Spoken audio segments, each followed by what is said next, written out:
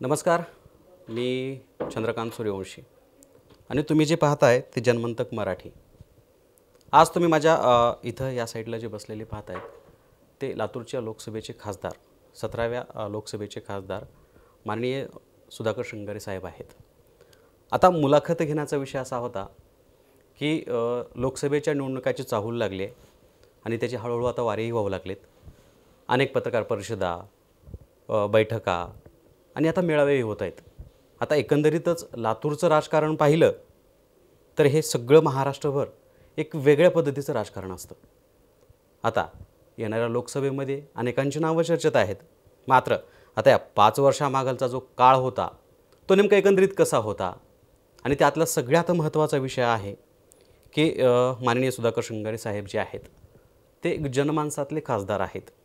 आपण अनेकदा पाहत असतो, अनेक नेते पाहत असतो, साधा सदस्य पाहत असतो, ग्रामपंचायतचा सदस्य पाहत असतो, तो कधी सामान्य जनतेला जवळ येऊ देत नसतो किंवा तो त्याच्या धुंदीमध्ये राहत असतो. मात्र ज्या लातूरचे खासदार आहेत ते प्रथमतः माझ्या अनुभवानं सांगतो आहे, माझ्या अनुभवानं प्रथमतःच असे खासदार ते माणसामध्ये गोरगरिबांच्या व्यथा, त्यांच्या जे प्रश्न आहेत ते आपुलकीनं विचारणं, ह्या सगळ्या घडामोडीवरती आपण त्यांचा जो 5 वर्षाचा काळ होता आता सुरूही आहे नेमकं कसा होता किंवा त्यांचं कार्य काय होतं.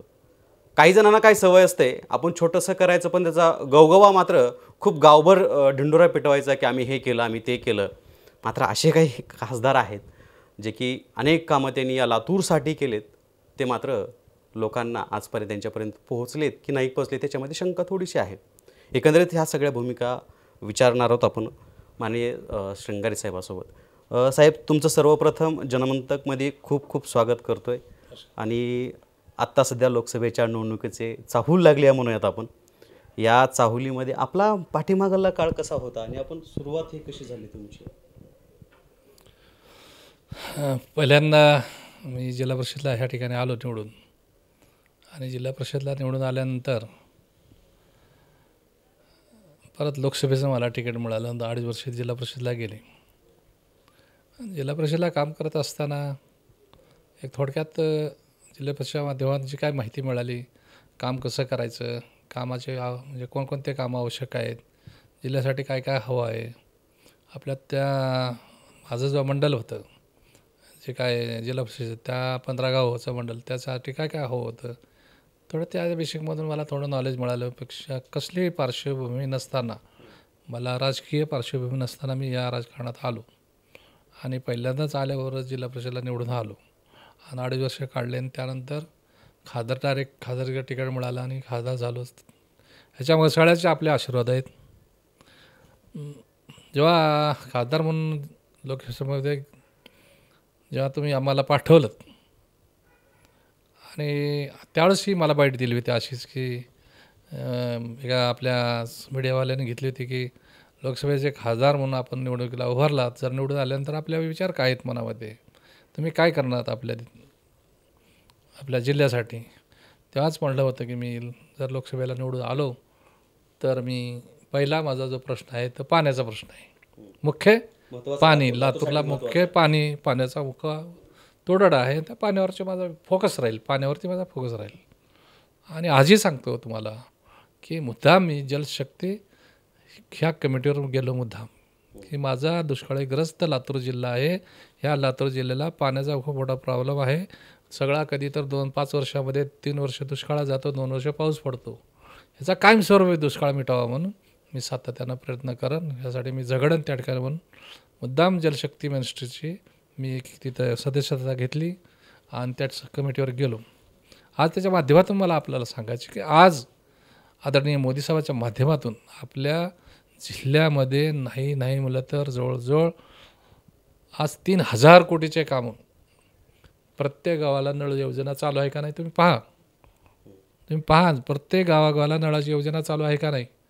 एका गावाला 1-1 कोटी रुपये आलेत, मिनिमम 1 कोटी आलेत. 50 नाही, खालीच नाही, 50 लाखाच्या 1 कोटी, 2 कोटी, 3 कोटी, 4 कोटी, 5 कोटी, जसं गावाची लोकसंख्या असेल, पाण्याचे जेवढी तळं लांब असेल त्या पद्धतीनं त्या ठिकाणी मी सर्वे केले. त्या गावच्या लोकसंख्येचं मोजमापन केलं आणि त्या ठिकाणी आम्ही आज त्या माध्यमातून आम्ही ह्या नळ कनेक्शन प्रत्येक गोरगरीब असेल कसलाही जातीपात न करता आम्ही कुठल्याही गोरगरिबाच्या प्रत्येकाच्या नळाला स्वच्छ पाणी मिळेल असे एक मोदी साहेबांचं स्वप्न होतं आणि माझंही स्वप्न होतं. आज आम्ही ते पूर्ण साकारण्याचा प्रयत्न केला आणि आज पूर्ण काम चालू आहे. तुम्ही बघितलं असेल आम्ही आज एका एका गावामध्ये समजा तुम्ही हे बघितलं असेल वडवळ, त्या एका गावामध्ये 5 कोटी रुपये आलेत.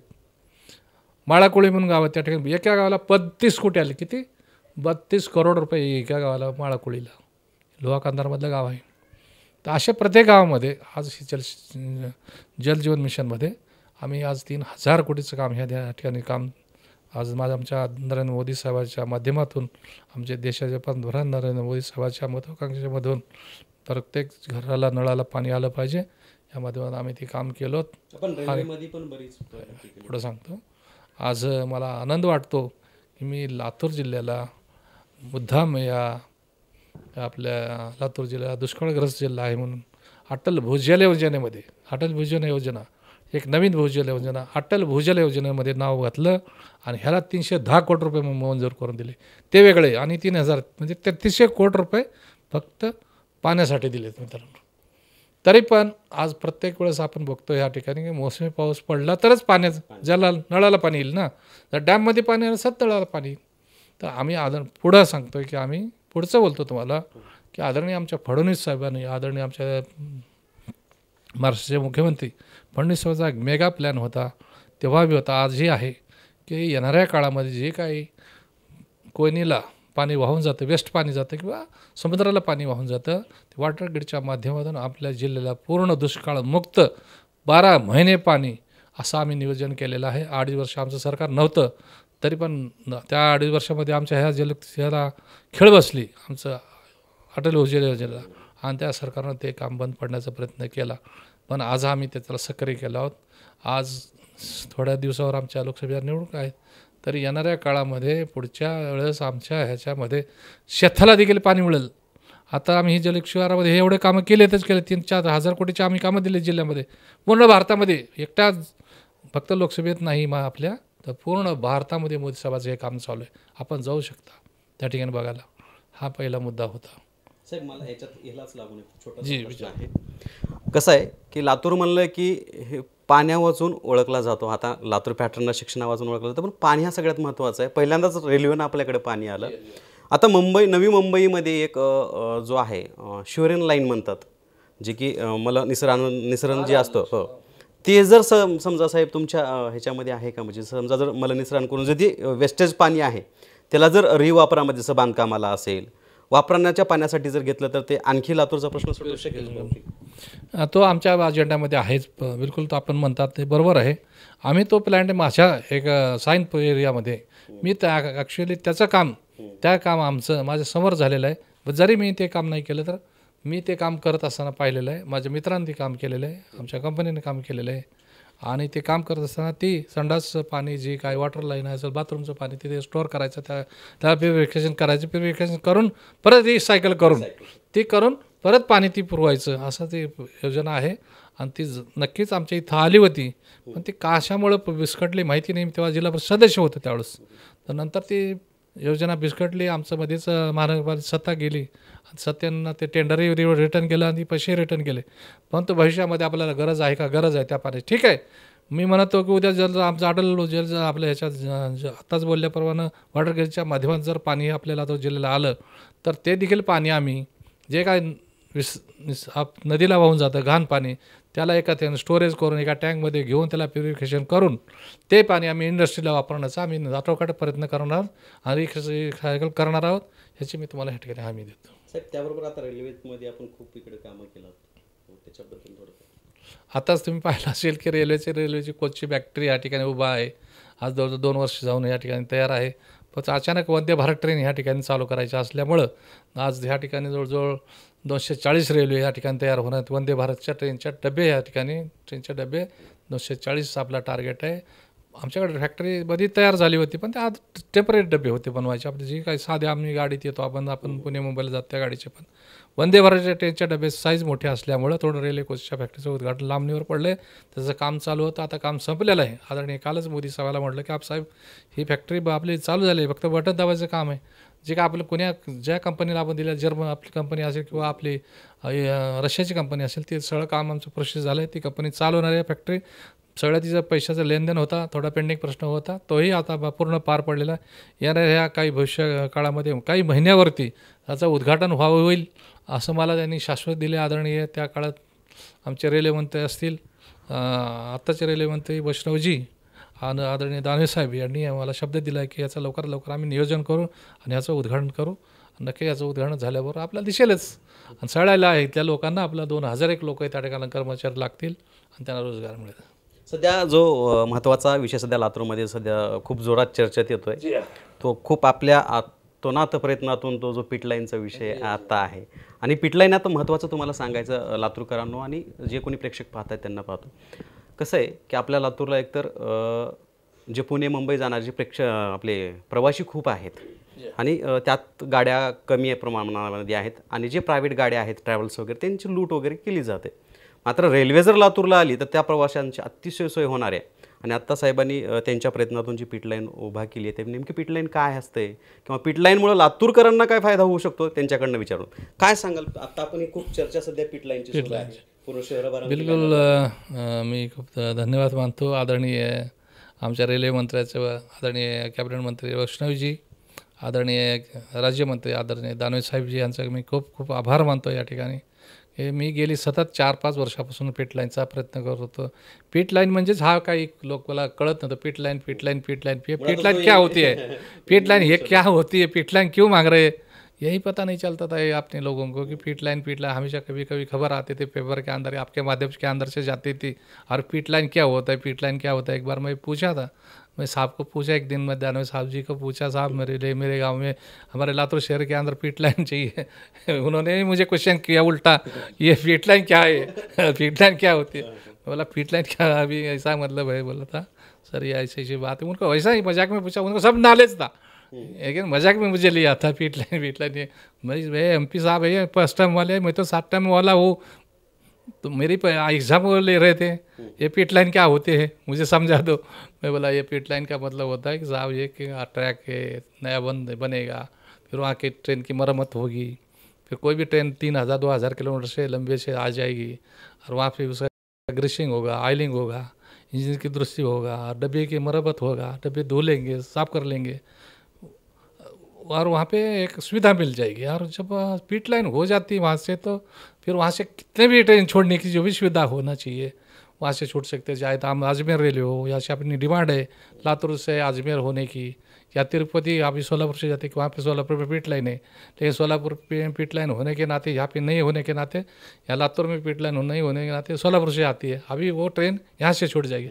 अभी वो पहला यही होता था कि पिटलाइन की वजह से ट्रेन कुछ भी मांगो तो यहाँ पे पिटलाइन नहीं है, कुछ भी मांगो तो पिटलाइन नहीं है. ये हमेशा मेरे सामने प्रॉब्लम आ जाते थे और मैं उस टाइम पे मैं साहब को यही डिमांड किया कि साहब मुझे पिटलाइन दे दो. और उस टाइम पे वो किसी ने प्रस्ताव डाला था, पहले MP या दूसरे तीसरे MP ने डाला था, लेकिन उनसे नहीं हो पाया. जो मैं उनसे नहीं हो पाया मैंने वो करके दिखाया. मुझे बहुत गर्व इस बात का है कि मुझे आदरणीय वैष्णव जी साहब ने मुझे 28 करोड़ रुपये पिटलाइन के मंजूर किया. तुरंत उसका टेंडर होगा, कल ही परसों पैसा भी आके गिरा है, खाली टेंडर प्रोसेस है. पिटलाइन होने के बाद लातूर का नक्शा बदल जाएगा, ये देख लेना. ज़्यादा से ज़्यादा ऐसे ट्रेन जिसकी छूट जाएगी. अभी आपने देखा पूना से इंटरसिटी चालू किया है मैंने अरगुल तक. आपको पता है कि आज कितने लोग आज उसका कितना फ़ायदा उठा रहे हैं. साहेब आता रेल्वे स्टेशनचं पण नूतनीकरण सध्या जी चालू आहे त्याच्यामुळे वो तो उसके पहिले तुम्हाला सांगते त्याच्या अगोदरच आपल्या रेल्वे मंत्री वैष्णव साहेबांनी, आदरणीय आपल्या देशाचे पंतप्रधान नरेंद्र मोदी साहेबांना आपल्या या ठिकाणी 20 कोटी रुपये रेल्वेच्या सुधारणेसाठी दिले. रेल्वे स्टेशनचं सुधारणा म्हणजे की रेल्वे स्टेशन जसं रेल्वे आपलं एअरपोर्ट असतं तसं त्या अत्याधुनिक रेल्वे, जसं एअरपोर्टला सुविधा असते बसण्याची प्रवाशाची, गेल्याबरोबर काय असतं, गेल्याबरोबर तिथं आलं की गेल्यानंतर कॅन्टीन असते, त्या ठिकाणी लॉन्ज असते, त्या ठिकाणी येणाऱ्या रेल्वे बाकी लोकांची VIP लोकांची वेगळी असते कॅबिन. नंतर जी काही जनरल लोक असतात त्यांच्यासाठी एक चांगली बसण्याची उठण्याची व्यवस्था, सिटिंग अरेंजमेंट, खाण्याचं पिण्याचं पाणी स्वच्छ, कॅन्टीनची व्यवस्था, चहा पाण्याची व्यवस्था, ब्रेडची व्यवस्था, सगळ्या त्यात सुविधा. आणि तिथं व्यवस्थित त्याचं पूर्ण शेड पूर्ण उभारलं जाईल आणि त्या ठिकाणी असं पुढचा वरती जिना पण तयार होईल असं त्या प्रकारे त्या ठिकाणी अधिकरण चालू आहे. पहिलं आल्यानंतर आपण गेटवर पाहत असाल लोक उतरायचे आणि पावसात खाली जायचे, पण आता गाडी जी येईल ते खाली त्याच्यात खाली ही राहील टेरकेस, अशा ठिकाणी त्या ठिकाणी सुविधा होत आहे. तर आदरणीय मोदी साहेबांचे पुन्हा धन्यवाद मानतो. त्या ठिकाणी 20 लाख रुपये दिले, आत्ता 28 लाख जवळ 50 कोटी रुपये आज माझ्या लातूर स्टेशनला दिल्याबद्दल मी परत धन्यवाद मानतो मोदी सर. मला एक आता असा प्रश्न विचारायचा आहे की आपण मी म्हटलं की सुरुवातीलाच माझं चुकत नसेल तर ग्रामपंचायत सदस्य जे असतात एकदा त्यांना जर सत्तेमध्ये आले, साध्या ग्रामपंचायतच्या बॉडीवर ते सत्तेमध्ये आले की त्यांना सर्वसामान्य नागरिकांना बोलताना ते हिजक करतात किंवा त्यांना वेगळ्या पद्धतीची वागणूक देते. पण माझ्या अनुभवास्तव तुम्ही एक असे MP आहात, खासदार आहात, जे की साधा जरी माणूस तो बाहेर थांबला तर त्याला डायरेक्टली त्याची विचारपूस करता आणि त्यामुळंच आपलं संपूर्ण लातूर शहरामध्येच नाही तर संपूर्ण महाराष्ट्रामध्ये शिंगारे साहेबाची एक वेगळी ओळख आहे. त्याबद्दल आपल्याला म्हणजे काय असं वाटतं की असं आपण एवढे मोठे खासदार आहात आणि अशा पद्धतीने? देखो भाई, तो मैं मराठी से ज़्यादा मुझे हिंदी में बात करनी अच्छी लगती है, क्योंकि थोड़ा मराठी मुझे तड़जोड़ करना पड़ा तो भाई यहाँ पे माफ़ी मांगता हूँ। मैं पहले, आपको पता है कि मैं यहाँ से 30-35 साल से, मेरा गांव इधर ही था। मैं गरीबी से, मैंने गरीबी भी देखी है और मैं मेरी जो बोलते ना अमीरी भी देखी है। गरीबी की तकलीफ़ क्या होती है ये मैंने देखा है। मैं 25 पैसे के ऊपर काम किया। बचपन में जब 7-8 कक्षा पे पढ़ता था तो मैं 25 पैसे के ऊपर मैं काम पे जाता था। वो गरीबी मैंने देखी है। खेत में जो भी है, खेत का जो भी काम है सब मुझे आता था। जो भी है, कुएं का काम हो, खेत का काम हो, कुछ भी मजदूरी हो, हेल्पर से लेकर सीमेंट चढ़ाने का भी काम मैंने किया।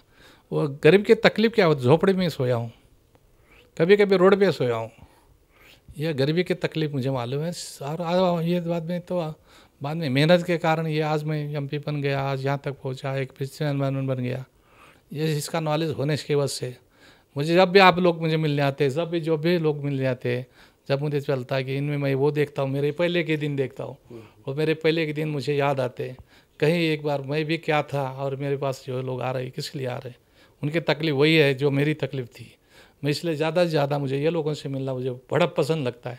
और वो उनकी आस्था है, क्या प्रॉब्लम है उनके, मैं जानूँ।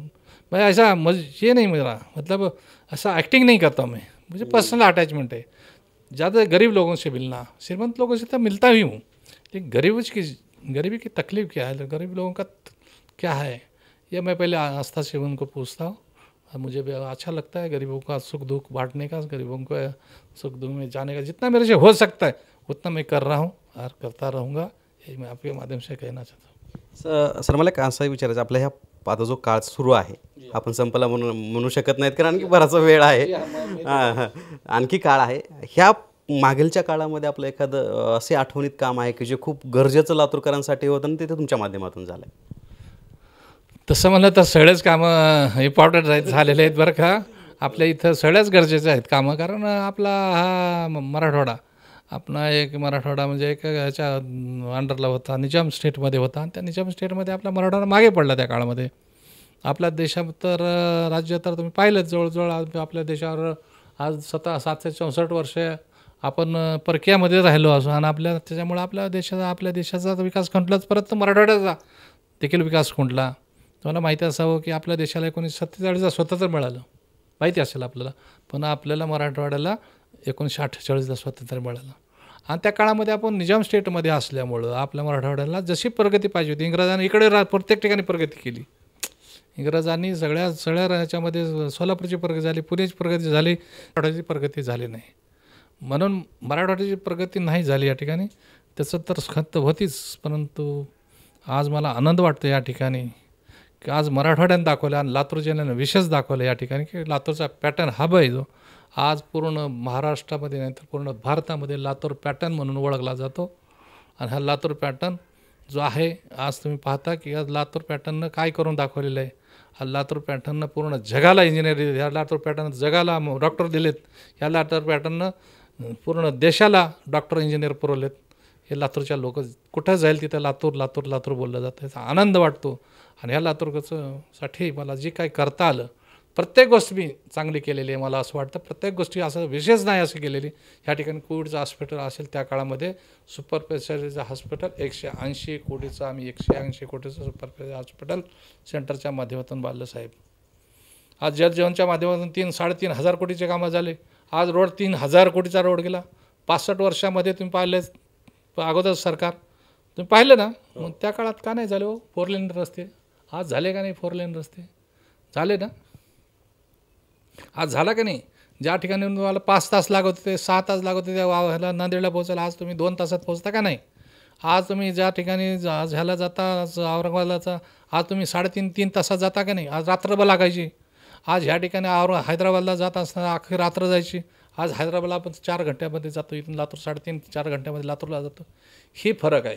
पूर्ण भारतामध्ये आपल्या देशाचा विकास होत आहे. हे आपलं काम झालेलं आहे आदरणीय मोदी साहेबांच्या माध्यमातून. आज गोरगरबा नाही त्याला झोपडी, नाही त्याला घर, नाही त्याला घर. कधीच आम्ही ठरवत नाही की ह्या फलण्याचा तो मतदान नाही करत, तो मतदान नाही करत. आमचे सगळे मुस्लिम भाई असतील, दलित भाई असतील, कोणी असतील, सगळ्यांना आम्ही घर देण्याचं काम केलं. या ठिकाणी आम्ही 12 कोटी लोकांना ह्या ठिकाणी घर दिलं देशामध्ये. आणि माझ्या ही जिल्ह्यामध्ये 27,000 लोकांना घरकुलं दिले, बांधून दिले. ह्या ठिकाणी हे नाही पाहिलं की हे बौद्ध आहे, हा मुस्लिम आहे, हा ख्रिश्चन आहे, हिंदू आहे, असं आम्ही कधीच बघत नाही. अरे हे जातीपाती आपण नंतर केलेलं जातीपाती आहे. अरे रंग नंतरचे आहेत. पहिलं माणूस शाळेची आई एकच आहे, बरोबर ना. रंग नंतर आहेत, बरोबर ना. सगळे आपण एक आईचे लेकर आहोत. तर मला हे सगळ्यात महत्त्वाचा साधेपणा जो लोकप्रिय खासदार आहेत श्रंगारे साहेबांचा. मी त्यांना एक प्रश्न विचारला होता की असं एखादं काही काम आहे का? आता साहेब निवडणुकाची वारे होऊ लागले, चाहूल लागले, पण एखादा जो पॉलिटिशियन असतो तो एक ठराविक मनामध्ये एक गाठ बांधून ठेवलेला असतो. हां, माझं हे काम आहे आणि हे माझं महत्त्वाचं होतं. पण ह्यांनी जे सांगितलं की माझे सगळे जे लातूरमध्ये कामं झाले ते सगळेच महत्त्वाचे होते, ते लातूरकरांना गरजेचे होते. आता साहेब थोडासा आणखी एक मला साधा प्रश्न वैयक्तिक थोडासा विचारायचा आहे, माफी मागतो त्याबद्दल, की आपल्या शिक्षणाहून बऱ्याचशापैकी चर्चा होत असते नेमकं आपलं शिक्षण काय आणि ते कुठं झालं? अरे काय त्यांना हे बघा, शिक्षण हे नॉलेजसाठी असतं.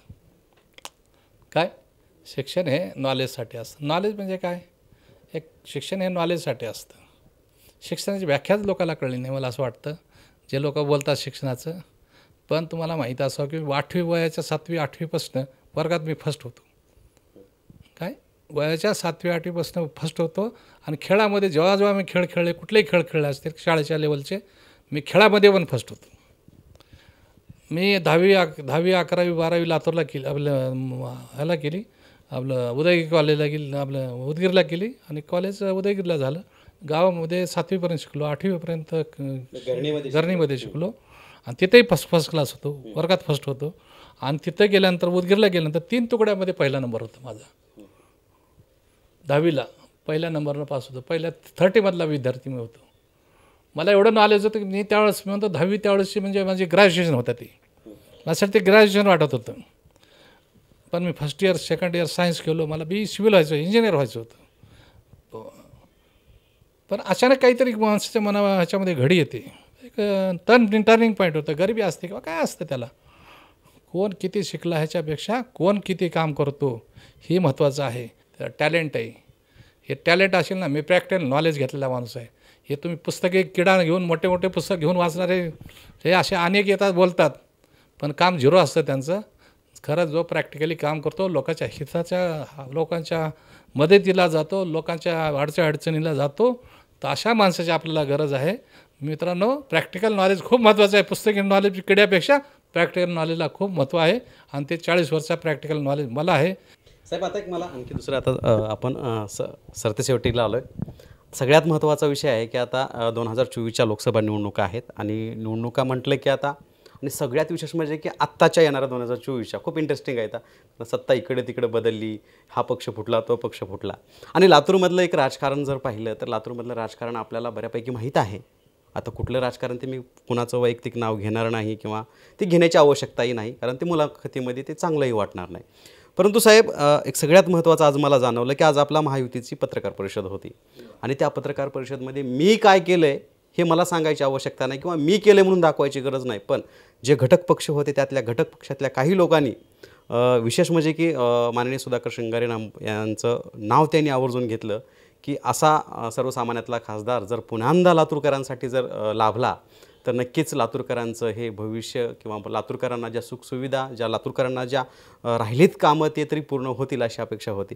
साहेब, असा मला तुम्हाला प्रश्न विचारायचा आहे की आपला हा काळ मागलचा होता, खूप छानपैकी आपण सांगितला त्याबद्दल. आता लोकसभा आहे, त्यानंतर विधानसभा आहेत.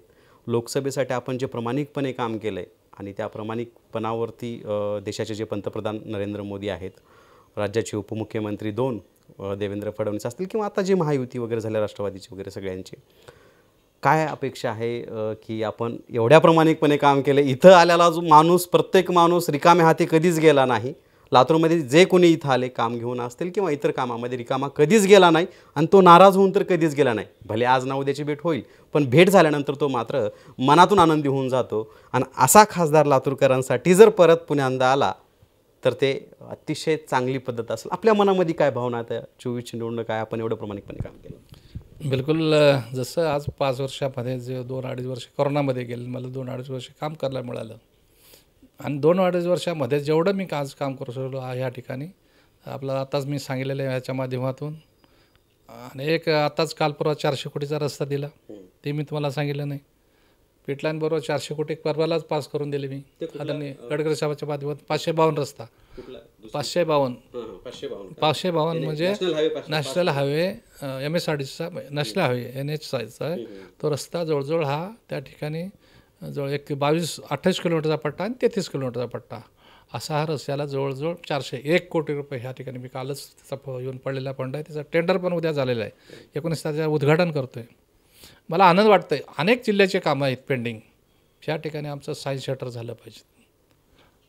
माझ्या जिल्ह्यामध्ये एक सायन्स सेंटर, एक केंद्रीय स्कूल आलं पाहिजे. या ठिकाणी लातूर पॅटर्न एक केंद्रीय कॉलेज आलं पाहिजे. या ठिकाणी केंद्राच्या माध्यमातून युनिव्हर्सिटी आली पाहिजेत. अनेक भरपूर असे कामं आहेत की मला अनेक कामं करायची ह्या ठिकाणी. जसं लातूरकर, जसं आज विलासराव साहेबांनी एक लातूरला एक मॉडेल दिलं, एक लातूर एक पॅटर्न निर्माण केला, एक लातूरला एक दिशा दिली, या लातूर वाढण्याचं काम केलं. तसं विलासराव देशमुख साहेबांनी, तसं गोपीनाथ मुंडे साहेबांना, माझ्या आदरणीय गोपीनाथ मुंडे त्या साहेबांनी, त्याच्या पद्धतीचं जे काम पाहून मलाही काहीतरी लातूरला असं आहे की लातूर माझं कसं डेव्हलप होईल, माझी लातूर सिटी कशी वाढेल, माझ्या लातूरचा पाण्याचा प्रश्न कसं मिटेल आणि लातूर हे पुण्यासारखं कसं होईल. माझ्यामध्ये एक डोक्यात प्लॅन आहे. कधी असं चालतं माझं डोकं. हे आज माझं आफ्टर पुण्यानंतर लातूर हे नाव घेतलं पाहिजे. औरंगाबाद तर आहेच आहे, पण लातूरही देखील औरंगाबादला मागं कसं टाकेल हा माझ्या डोक्यात प्लॅन आहे. जर नक्कीच संधी दिली आपल्या माध्यमातून, कालच सगळ्यांनी माझं नाव घेतलं, त्याच्याबद्दल सगळ्याच मी आभार मानतो त्यांचे. आज त्यांनी त्यांच्या प्रत्येक तोंडातून मला हवंसं वाटलं. आज मी कधी असा जाती भेद केला नाही, कधी वर्णभेद केला नाही. कुठल्या सगळ्या समाजात जातीला मी घेऊन जाण्याचं काम केलं. ज्या ठिकाणी काही ठिणगी पडण्याचा, ज्या ठिकाणी काही छोटासा प्रॉब्लेम झाला तरी त्या ठिकाणी SP मी कॉल केले, तर SP ताबडतोब सांगून त्या ठिकाणी ते सगळं थांबलेलं आहे. मला आनंद वाटतो की आजच सगळ्यांनी, आपल्या जिल्ह्याच्या सगळ्या समाजाच्या लोकांनी, सगळ्या धर्माच्या लोकांनी, असं जे आपलं संयमपण आहे, लातूरचं हे आहे, एक संस्कृती आहे, कसलाही दाग लागतं आपल्या लातूर शहराचे लोक वागतात आणि ह्याचा मला अभिमान आहे. आणि मीही लातूरकरांना मी ठेवू शकलो त्याचाही अभिमान आहे. पुढंही आबाधित लातूर शहरामध्ये कसलाही दंगा प्रसाद होऊ देणार नाही, सगळ्या समाजावर कसलाही अन्याय होऊ देणार नाही. अशा प्रकारचं मी लातूरचं एक मॉडेल, विकासाचं मॉडेल ठेवण्याचा मी प्रयत्न करतो आहे. एवढंच ह्या ठिकाणी. सध्या चर्चेत आपलं खूप नाव आहे सध्या. चर्चेत नाव आहे, बिलकुल माझी कामाची पावती आहे ती. काम करणाऱ्याला, जो काम करतो त्याची इज्जत केली पाहिजे. जो काम करणारा माणूस आहे त्याची इज्जत केली पाहिजेत. आज मी कुठंतरी काम केलं आहे म्हणून माझा सगळे नाव घेतात, त्याच्याबद्दल मी सगळ्याचे आभार मानतो या ठिकाणी. आणि नक्की मी काम केलं का केले. तुम्हाला पूर्ण आणि पाहिजे तर तुम्हाला लेखी तुमचे माझे पुस्तक घेऊन जा. मी देशाच्या त्या पार्लमेंटमध्ये मी नवीन खासदारमध्ये माझा 7वा नंबर आहे. सगळ्यात जास्त प्रश्न विचारणार. ते काय म्हणताय, 7वा नंबर आहे. भारताच्या लोकसभेमध्ये सगळ्यात जास्त प्रश्न विचारणार 9 खासदारामध्ये माझा 5वा नंबर आहे, 7वा नंबर आहे. आणि तुम्ही म्हणताय की तुमचं शिक्षणावर विचारले जातात प्रश्न. ते प्रश्न सगळं लिखित देतो तुम्हाला.